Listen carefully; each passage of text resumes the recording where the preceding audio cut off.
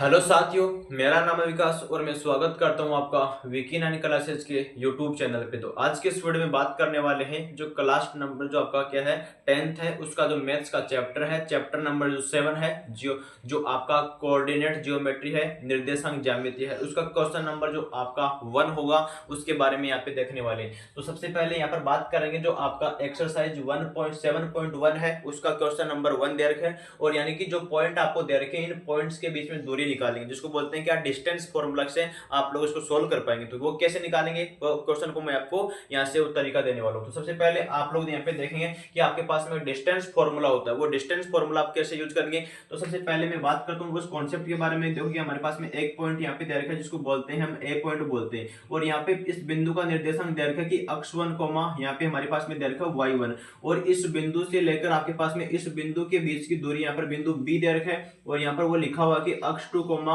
यहाँ पर लिखा हुआ y2। इन दोनों के बीच का जो डिस्टेंस निकालेंगे, जो आपका दूरी होगा वो क्या होगा। तो यहाँ पे बात करते हैं वो सूत्र की। तो यहाँ पर डिस्टेंस बराबर क्या होगा कि आपके पास में जो आपका सेकंड होगा अक्ष वाला, तो यहाँ पर लिख दो कि अक्ष 2 माइनस अक्ष 1 का होल स्क्वायर कर दो। ये तो आपके पास में क्या हो गया है कि जो अक्ष निर्देशांक है उसके बारे में बात कर रहे हैं, और यहाँ पर आपके पास में क्या होता है कि y2 माइनस y1 का होल स्क्वायर करते हैं और इसका आप क्या लगाते हैं, अंडर रूट लगाते हैं। तो ये क्या होता है, हमारे पास में डिस्टेंस फॉर्मूला होता है। इसका यूज करके आप लोग इन प्रश्नों को सोल्व करेंगे कि हमारे पास में एक बिंदु यहाँ पे ए दे रखा था, दूसरा बिंदु हमारे पास में यहाँ पे बी दे रखा है। तो एक निर्देशांक ये रहा और दूसरा निर्देशांक हमारे पास में ये हो गया।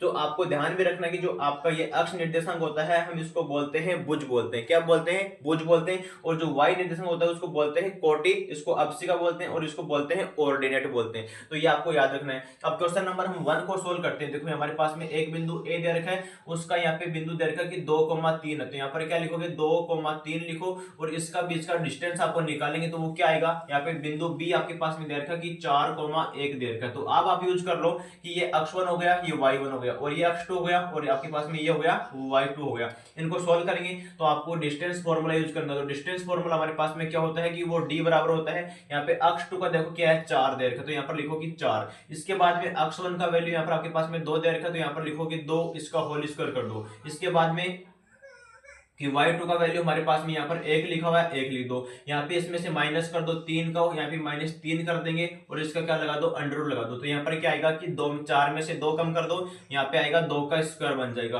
और यहाँ पे देखो कि आप लोग 1 में से 3 कम करेंगे तो यहाँ पर माइनस का 2 आएगा, इसका स्क्वायर कर दो तो आपके सामने क्या बन जाएगा, यहाँ पे भी 4 बन जाएगा प्लस का, और ये प्लस का 4 बन जाएगा। दोनों का क्या हो गया, रूट में यहाँ पर 8 बन गया, तो यहाँ पे हो गया √8 हो गया। लेकिन इसको आप आगे और सोल्व करेंगे तो यहाँ पे लिखते हैं 4 गुणा 2, उसको बाहर निकाल दो, 2 को यहाँ पर रूट में क्या आ गया, 2 आ गया। तो ये आपके पास में क्या हो गया कि जो आपका ए से लेकर बी का डिस्टेंस आपने निकाल दिया, तो वो ए बी बराबर आपके सामने क्या आ गया है, 2√2 आ चुका। तो इस प्रकार से आप लोग पहले प्रश्न को सोल्व कर सकते हैं। तो उम्मीद करता हूँ पहला प्रश्न आपको समझ में आया होगा। ये आपका जो डिस्टेंस फॉर्मूला होता है वो इसमें आपको यूज करना। अब क्वेश्चन नंबर जो आपका सेकंड दे रखा है कि एक निर्देशांक आपके पास में -5,7 दे रखा है, और दूसरा है -1,3। जैसे हमने इसको यूज किया है वैसे ही आपको इसको यूज करना है, और आपको इसको सोल्व करके आपको कमेंट बॉक्स में इसका आंसर देना कि अगर आपको समझ में आया तो यस बोलना है, अगर नहीं समझ में आया तो एक बार इस प्रश्न को अच्छे से समझो, उसके बाद भी उस प्रश्न को आपको सोल्व करना है। अब बात करते हैं प्रश्न नंबर जो 3 का, उसको सॉल्यूशन करते हैं। तो प्रश्न नंबर 3 में देखो आपको पहले एक बिंदु ए दे रखा है, उसका निर्देशांक आपके पास में दे रखा है a,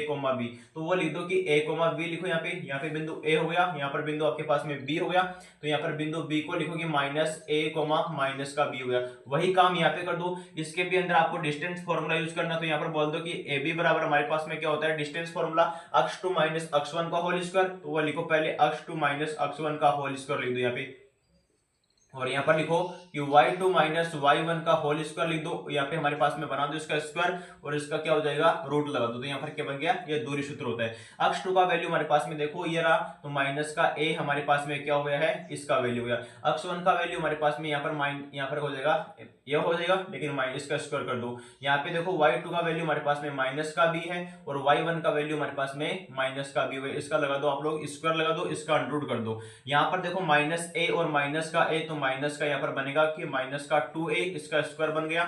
यहाँ पे -b और -b, तो माइनस का 2b बन जाएगा, और हमारे पास में इसका स्क्वायर कर दो, और इसका क्या लगा दो, अंडर रूट लगा दो। इसका स्क्वायर खोल दो, तो यहाँ पर हमारे पास में आएगा 4a स्क्वायर आएगा, प्लस यहाँ पर क्या आएगा, 4b स्क्वायर आएगा। अब दोनों में क्या आ रहा है, हमारे पास में 4 आ रहा है, तो 4 को यहाँ से कॉमन निकालेंगे तो 2 बार आएगा, तो 2 अंडर रूट के बाहर आएगा और अंडर रूट में क्या बनेगा यहाँ पे कि ए स्क्वायर प्लस का यहाँ पे आ जाएगा बी स्क्वायर। तो ये आपके पास में क्या हो चुका है, इसका आंसर हो चुका है। जो आपका डिस्टेंस हुआ है बिंदु ए से लेकर बिंदु बी का डिस्टेंस आप लोग ऐसे कवर कर सकते हैं, यानी इस प्रकार से आप इसका डिस्टेंस निकाल सकते हैं। पर्सन नंबर आपका पहला यहाँ पर मैंने सोल्व कर दिया, पर्सन नंबर जो 2 है वो आपको खुद से सोल्व करना होगा, और जो पर्सन नंबर जो 3 है वो मैंने आपको सोल्व करके यहाँ पे बता दिया। तो इस प्रकार से आप लोग डिस्टेंस फॉर्मूले से आप दो बिंदुओं के बीच की दूरी निकाल सकते हैं। तो सबसे पहले आपको ये सूत्र याद रखना है, और जैसे कि मैंने आपको बोल दूं कि यहाँ पे जो आपका अक्ष निर्देशांक दे रखा है उसका मतलब क्या होता है कि जब भी आपसे पूछा जाए कि जो अक्ष निर्देशांक होता है उसको क्या बोलते हैं, तो इसको हम बोलते हैं आपके सामने भुज बोलते हैं। इसको बोलते क्या है, भुज, यानी जो आपके पास में होता है इसको बोलते हैं अप्सिका। और जो आपके पास में वाई निर्देशांक होता है उसको हम क्या बोलते हैं, वाई निर्देशांक होता है उसको हम बोलते हैं कोटि बोलते हैं। ये हमारे पास में होती है ऑर्डिनेट होती है, यानी इसको बोलते हैं, ऊपर वाले को भुज बोलते हैं, नीचे वाले को कोटि बोलते हैं। कि जैसे हमारे पास में ये बिंदु हुआ,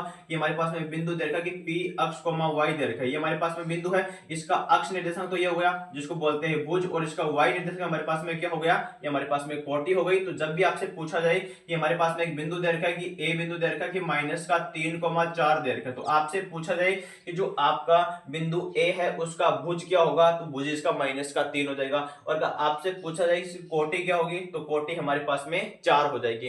तो अक्ष में तो बताना आपको भुज यानी अक्ष के मान को, और कोटि में बताना आपको वाई वाले मान को। इस प्रकार से आप लोग इसको कवर कर सकते हैं। डिस्टेंस फॉर्मूले से दो बिंदुओं के बीच की दूरी आराम से आप लोग निकाल सकते हैं। इसके बाद में बात करेंगे हमारे इसमें एक चैप्टर का एक क्वेश्चन और बनता है कि जो आपका डिविजनल वाला सूत्र होता है उसको आप लोग कैसे सोल्व करके कैसे पर्सन अप्लाई कर सकते हैं। Thank you so much, love you all, जय हिंद।